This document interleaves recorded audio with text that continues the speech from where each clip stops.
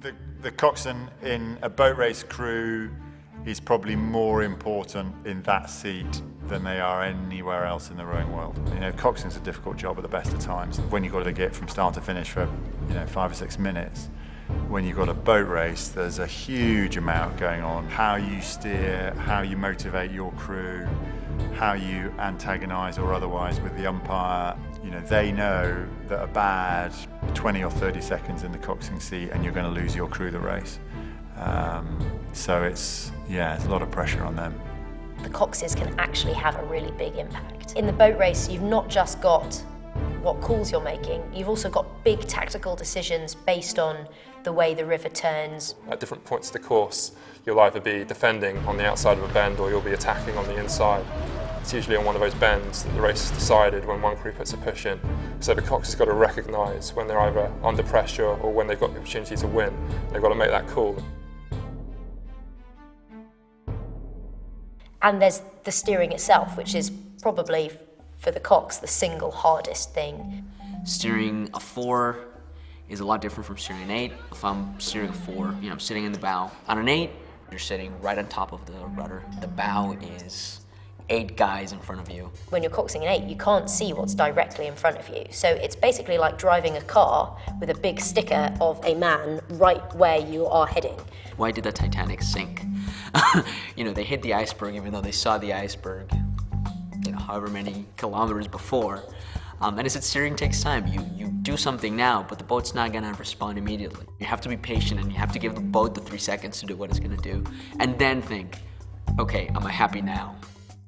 So you can see as I'm pulling the strings, the rudder's moving back and forward underneath. And the boat is about the same length as a bus. So we're steering something the length of a bus with something about that big. Come next to the cox box, which is my main unit in the boat. Switch that on here. This will give us the rate, and this will give us a stroke counter. And then the microphone will come up. I usually stick it under my hat, and then you can hear straight away that the speakers are picking it up down the boat. I think part of coxing is a performance. Sort of help them develop a better feel and rhythm in the boat. So I've used my voice to try and make that rhythm. So I've said something like, hold there. So it's like a long sounding stroke.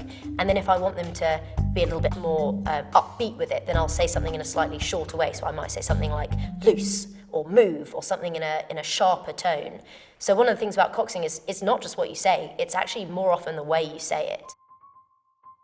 It's usually when we get off the water and they stand up and I look up like this and I remember that they're much bigger than me, that I think, okay, yeah, actually this is quite an odd situation. How has a small girl suddenly been put in charge of all these big guys? Yeah, I'm 5'1" and they're 6'3", so it's a bit of a trick. I personally don't understand why people make such a big deal of the physical difference. I know that the contrast is very sharp, but that doesn't in any way affect how I relate to the guys. Maybe it's because being short, almost everybody that I deal with is taller than me. I suppose the strange thing is, why are they listening as well?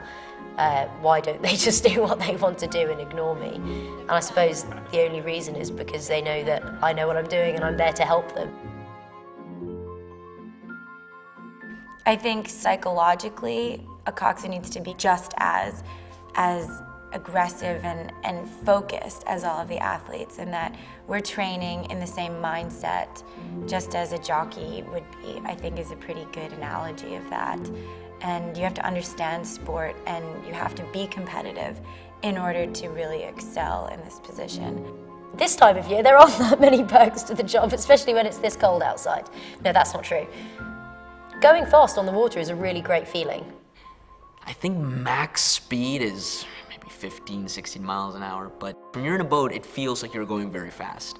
And the blades go in the water, and the boat accelerates, and especially if you have a boat next to you, and you're rowing through a boat, and you feel like you're going so fast. It's one of the most awesome feelings in coxing. I mean, you get to race, which is really fun, and that is by far the best part about coxing, is getting, for me, to the end of the season with guys that you know so well, and you understand them, and you have the same goal, and you just trust each other enough that it's just going to happen.